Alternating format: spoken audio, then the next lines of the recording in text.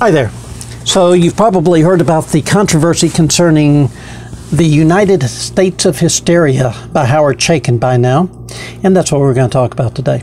Hi, my name's Eagle.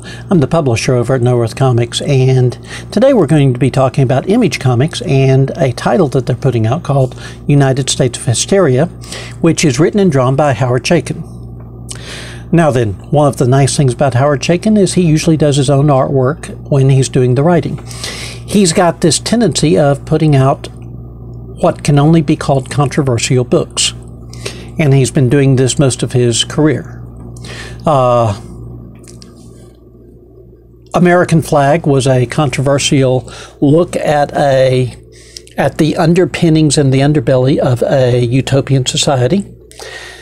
Black Kiss was a film noir translated to black and white comic that was also extremely erotic as well as extremely violent, and in some cases those mixed in a very disconcerting way. But Chaykin is no stranger to controversy, and most of his, there's no other way to put this, Howard Chaykin does not care what you think. He sells books. He cares about that. He does not care what you think. He doesn't care what I think. He doesn't care what any of the reviewers think. He has famously said over and over again that he does not listen to critics. He does not read reviews of his own work. So we are basically just kind of engaging in mental gymnastics here to no true effect on Howard Chaykin's opinion. Let's just get that out of the way. Let's get something else out of the way too. Howard Chaykin is a leftist. He is a proud leftist. There is nothing to the right about Howard Chaykin.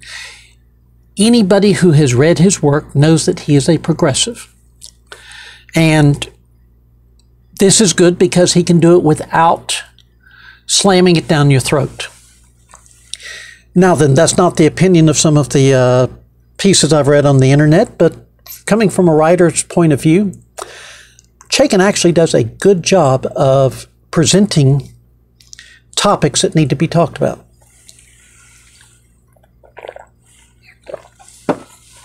So, our piece in question, oh, and let me just give you a disclaimer right here.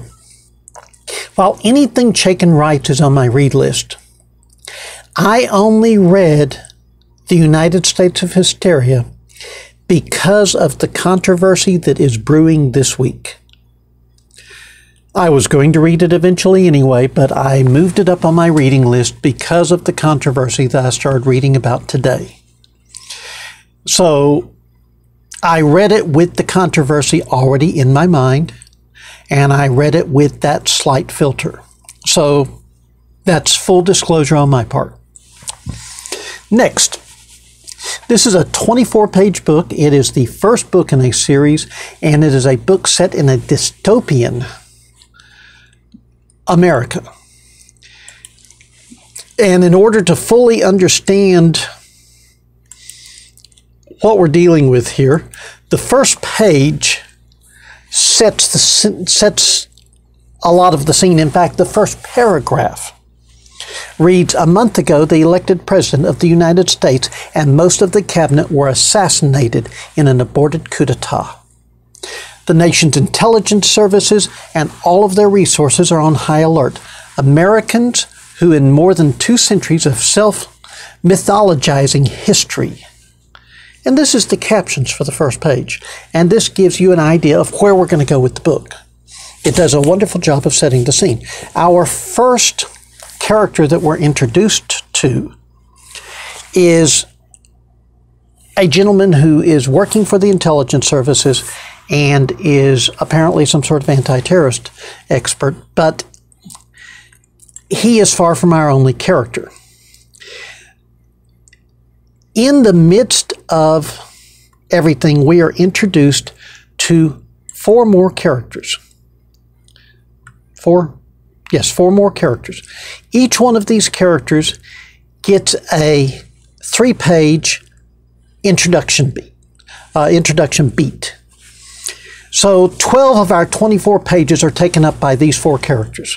And in each case, we see them committing a crime for which they are arrested, and we end that 3-page beat with their mugshot.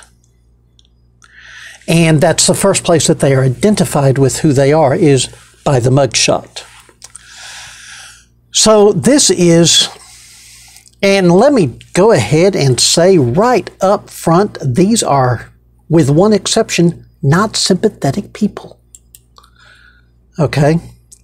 We have some absolutely horrid people that we are looking at in these 4 introductions.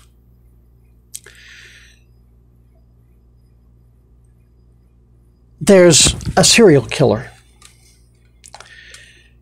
There's a mass murderer. There's a con artist.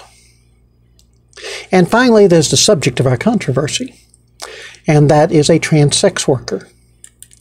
And we don't get to find out her name.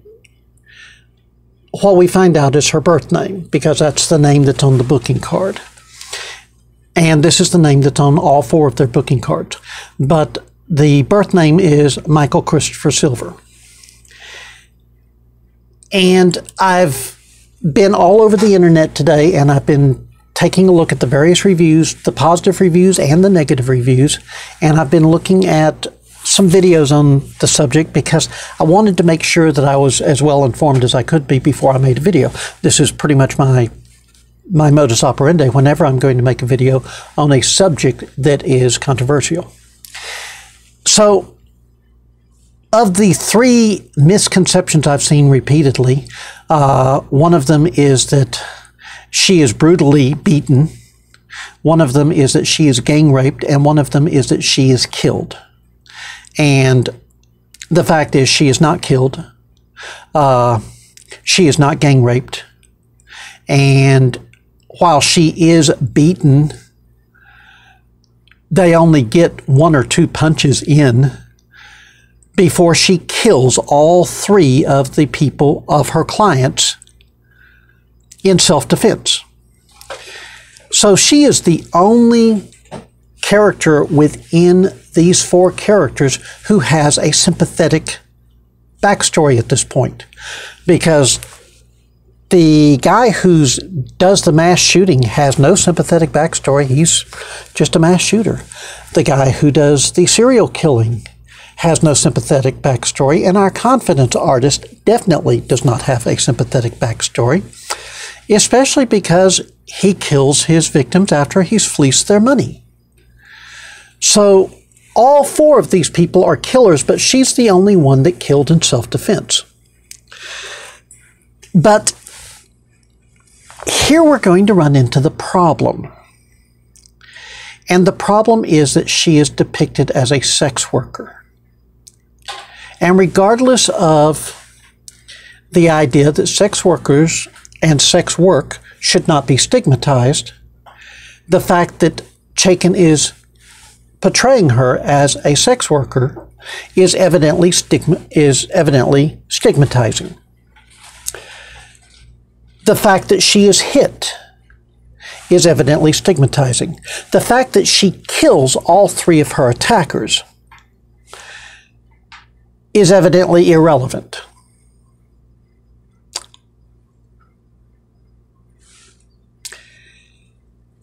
And herein lies the problem. Let me go ahead and state that there are 3 forms of conflict in a story. The first form is man versus man, the second form is man versus himself, and the third form is man versus nature. I did not list these in a order of priority. I simply listed them in an order of convenience. But a story without conflict is not a story. Let me repeat that. If you don't have conflict in your story, you do not have a story. Conflict is not the same thing as plot. Conflict is something that is inherent in the nature of the story. Now, then you can have a story that is just one person. As an example, The Old Man and the Sea is man versus nature. a number of one-man acts tend to be man versus himself. In other words, your conflict can be totally internal and you're voicing it externally in a soliloquy. And this is perfectly acceptable as long as there is conflict. But what the current trend is that certain types of marginalized people are no longer on the table to be part of the conflict. If we have conflict involving certain groups of people, then it is automatically biased.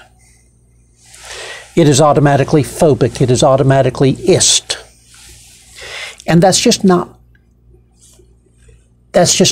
acceptable.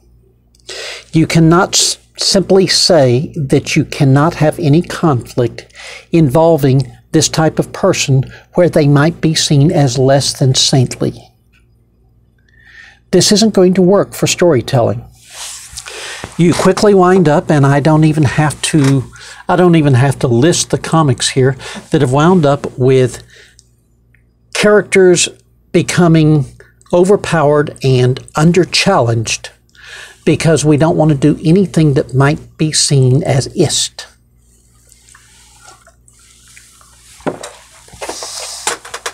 There's a truth to the following adage, and that is, if you are signing up for a movie and you discover you're playing one of Arnold Schwarzenegger's relatives, you're going to die in the first 10 minutes of the film. Because he needs motivation. And to tell the truth, this is somewhat lazy writing. If you're going to introduce somebody you're planning on killing, then you introduce them and you at least get the audience to feel something for them. Simply introducing them to kill them so that you can go on with your revenge fantasy storyline is absolutely ludicrous. But we're now reaching the point where there's an entire movement that is against using women as this motivation. And the movement is called Women in Fridges. And it has to do with one of Kyle Rayner's Green Lantern's girlfriends who was found chopped up in a fridge by Kyle Rayner. And it was a horrible... Okay, the story was not that good. I'll give him that. But it has now been used as a way to make any use of a female character as part of the stakes of a story to be off limits. And we lose something. Yes, you can have a man's life be part of the stakes, but you cannot have a woman's life be part of the stakes because that's sexist. And in this case, what we have is a transgender character who is, by her narration, doing what she does and doing it with a certain amount of aplomb and a certain amount of panache. And she is politically aware. There's a section in there that I'm not going to read because it violates YouTube's profanity rules, but she's basically pointing out that there's columnists out there that are still putting down transgender people. She's pointing out that there are people who... The word trap, if you don't know what it is, go Google it. I'm not responsible. But the word trap, in reference to trans people, is offensive. It is transphobic, and it is basically saying that a trans person who does not immediately declare that they are a trans person is some sort of deceitful, lying person. And two of the panels, she's going off on the use of the word trap as a legal defense and how pitiful that is. So we're not talking a character who is being portrayed in a negative light as a trans person. What happens is she shoots three people who are attempting to physically assault her. As she puts it, I'd do it again, anytime, any day. And she is arrested for it. And you feel bad for her. You feel she is the one sympathetic character in the entire book. She's the one character that you look at and she's got a bad situation in life and she's making the best of it. She has a good attitude. You feel for her. The rest of the characters you are far less sympathetic with. She's the only sympathetic character in the book. Out of the 5 main characters, she also appears to be the only female character in the book. So this is going to be an interesting book because unlike a lot of writers, Chaikin is not necessarily interested in redeeming his characters. He is not putting characters out there for you to feel sympathy for. He's not putting them out there for you to feel a connection with. Now, this is just a first issue. 1/2 of this first issue is setting up these 4 characters. We get to see a 3-page group of each one of them, and that's all we get. That's all the information we get.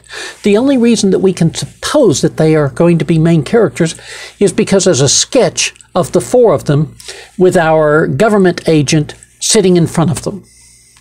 So we have to assume that they're going to be the main characters of the book. I'm going to continue reading the book because this first issue is obviously a setup. We see some bad things here. We see racism. We see intolerance. We see, in fact, in the case of Michael Christopher Silver, we see transphobia. We see homophobia. We see all of these horrible things, and we see some justice dealt. But the point of this book is it's a dystopia. The point of this book is that it is showing an America that is falling apart, that they've just wiped out the president and part of the cabinet. And so we see an America that is falling. And part of the reason it's falling is because of intolerance. Part of the reason it's falling is because of divisiveness. And the Divided States of Hysteria. Now, mind you, this book was proposed and started production before the November election. It turned out to be wildly prophetic with where we're going as a country. And that's what's going to make it at the top of my reading list from here on out. It has a lot of resemblance to a book that we've already published called Johnny Reb. Some of the same themes are underlying it. And so Johnny Reb is one that I wrote, and I wrote it because I saw the country going in places I didn't like. Chaikin has apparently had the same thoughts. And so I'm looking forward to seeing how he handles a subject that I'm handling already in one of my books. This is going to be interesting. To wrap this up, if you're one of the people spreading the falsehoods of a transgender woman is killed in this comic, stop. If you're one of the people spreading the falsehood that a transgender woman is raped in this comic, stop. If you're one of the people spreading that a transgender woman is beaten in this comic, please add in, and then she kills all 3 of the people doing it. And if you haven't read this comic and you're putting it down, reconsider. Because even if you wind up disagreeing with it, even if you wind up hating it, you should at least give it an honest shot before you do so. That's the only way we can have good discussions, is by actually reading things that you may disagree with, by actually exposing yourself to ideas that you may not agree with, by actually broadening the amount of information and the amount of philosophical, political, and intellectual input into your brain. That's the only way we're going to grow as a society. That's the only way we're going to grow as a people. And that's the only way that we stop what he's predicting in this comic from coming to fruition. That's my 2 cents on this. If I did any more, I'd have to charge you for the video. But thank you for listening, and we're going to talk again.